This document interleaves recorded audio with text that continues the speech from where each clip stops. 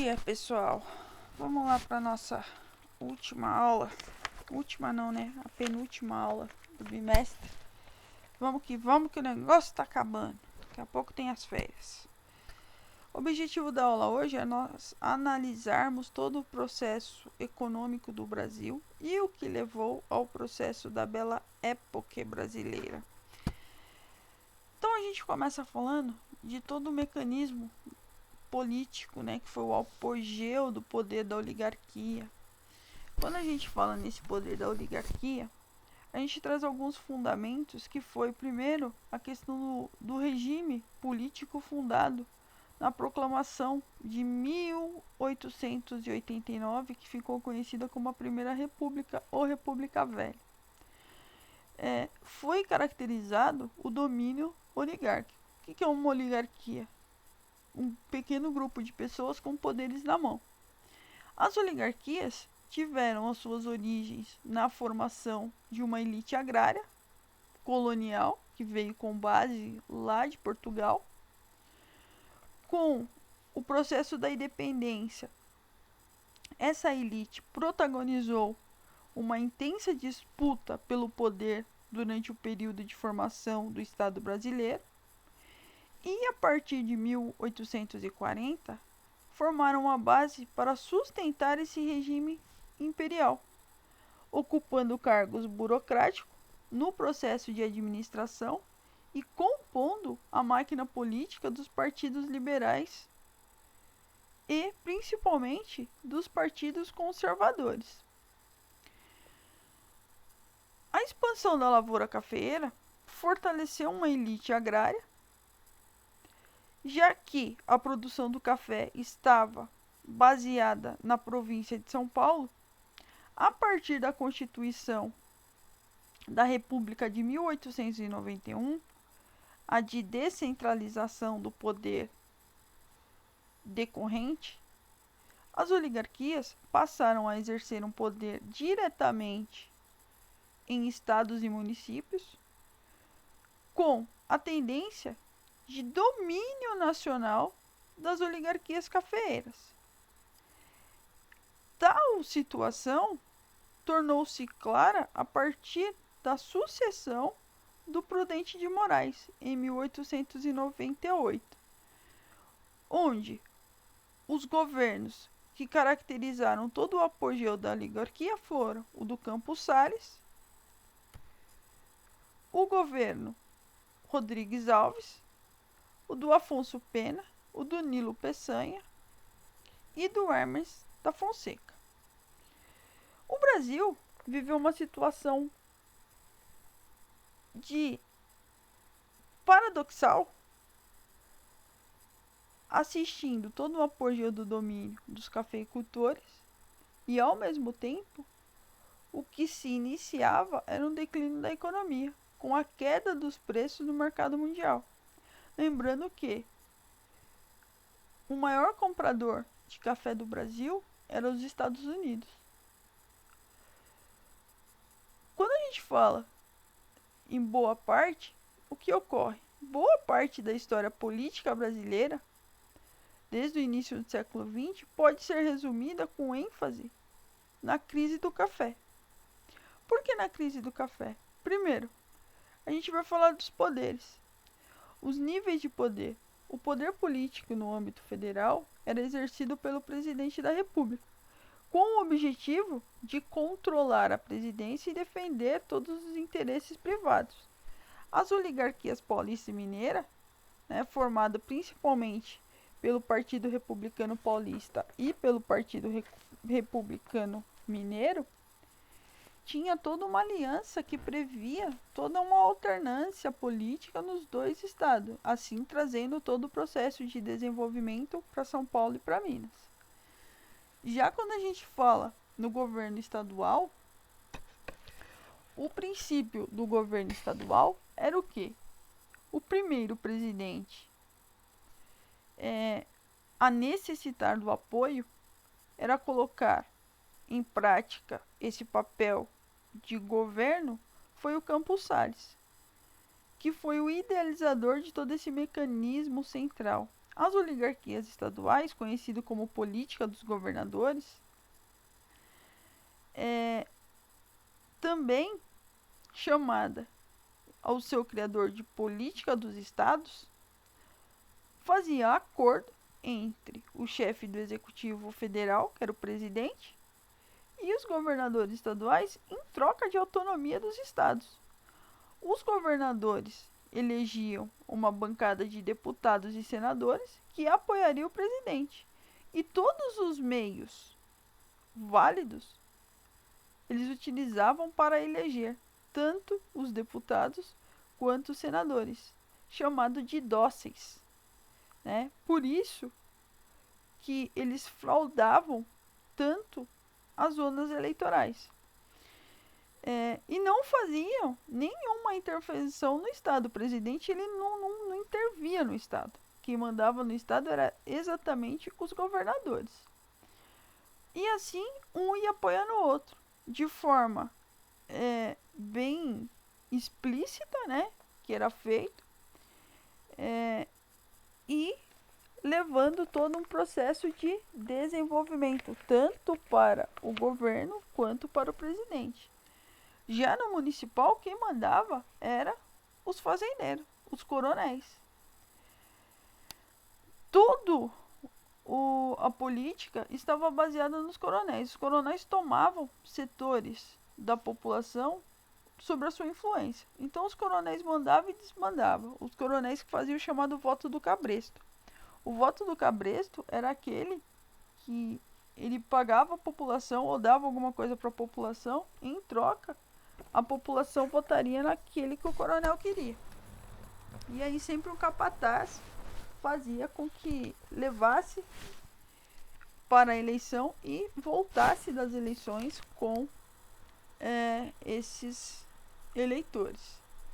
Aí a gente pega tudo no primeiro reinado, a partir de 1910, os paulistas e mineiros não chegaram a um acordo, né, quanto à sucessão e à eleição do Marechal Hermes da Fonseca. Seu adversário foi o jurista e ex-ministro, o Deodoro da Fonseca. Rui Barbosa, cuja campanha era baseada em argumentos de poder, deveria ficar com os civis. Nesse período da história, ele ficou conhecido como campanha civilista. Por que uma campanha civilista? Aonde, ao contrário dos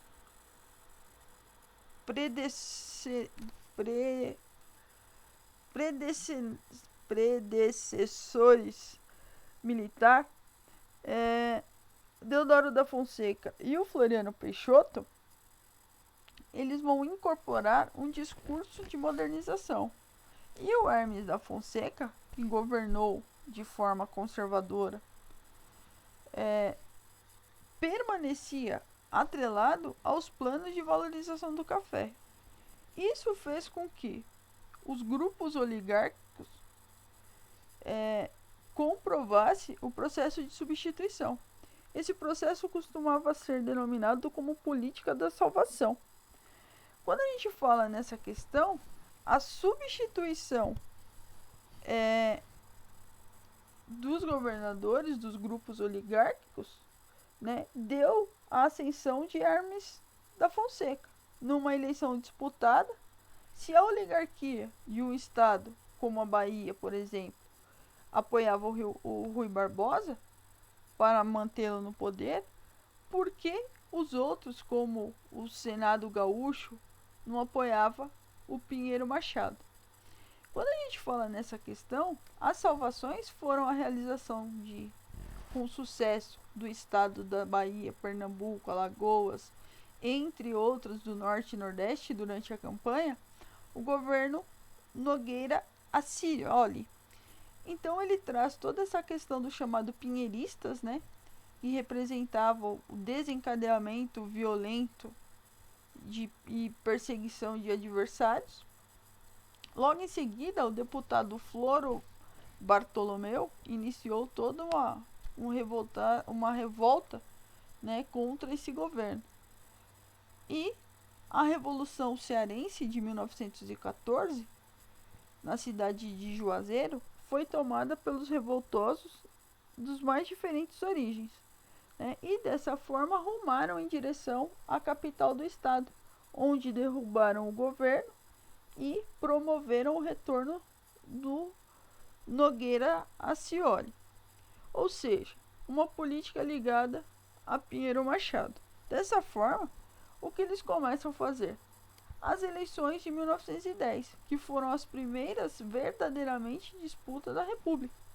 Até então tinha todo um jogo de manipulação e em 1910 eles começaram a fazer realmente a primeira votação e a rearticulação política do exército. A política externa do país, ela estava diretamente ligada nos anos iniciais da República e o Brasil manteve relações privilegiadas com a Inglaterra, tradicionalmente parceira econômica do país. Uma novíssima relação, né, que ocorria de fato, que era um movimento republicano que buscava identificar com os países vizinhos todos os repúblicas como o próprio manifesto republicano. Dessa forma, o que eles falavam? Somos da América, queremos ser americano. Americano no contexto de que eles queriam sempre buscar a forma de desenvolvimento. E o governo brasileiro empenhou-se na construção de ferrovias, fazendo esse elo de ligação. Tanto que eles construíram a estrada de ferro Madeira Marmoré, eles construíram a estrada de ferro que ligava o Brasil aos outros países sul-americanos. Ele começa todo o processo de desenvolvimento do Brasil com a Argentina, com a Bolívia. E quando a gente fala nessa questão, a gente traz todo o processo de saneamento financeiro que Campos Salles começam a trazer, que foi um dos efeitos da crise de instabilidade, era pagar a dívida externa, que vinha crescendo desde a independência, e o presidente Campos Salles enfrentou os problemas realizando os novos empréstimos para pagar os juros da dívida. E em troca, fechavam um acordo com os credores ingleses para sanear a economia brasileira e garantiam o empréstimo à receita pública. Dessa forma, as futuras taxas alfandegárias de estrada de ferro e todas as outras bases econômicas, eles traziam com esse desenvolvimento. Então, o saneamento financeiro do Campos Salles contou com uma atuação do ministro da Fazenda chamado Joaquim Murtinho, e o maior intuito era combater a inflação.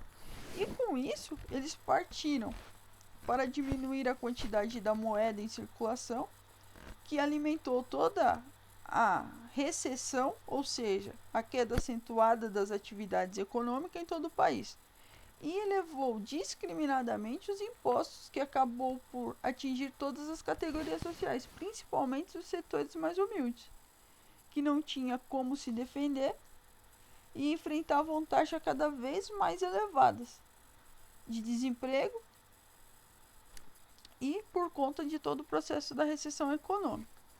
A valorização cambial da moeda nacional, que era o R$ 1.000, barateou o custo dos importados e, em sua maioria, da desindustrialização, o que dificultou a sobrevivência das recém-nascidas indústria brasileira. A valorização do café, ela vai surgir no mercado internacional porque o preço do café diminuiu rapidamente, criando problema para a economia brasileira e fortalecendo todo o processo de dependência de exportação do produto. A principal causa era o excesso de produção, no qual o próprio Brasil era responsável quando fizeram o convênio de Taubaté. O convênio de Taubaté era aquele que enfrentava todo o comprava, o próprio país comprava todo o café produzido.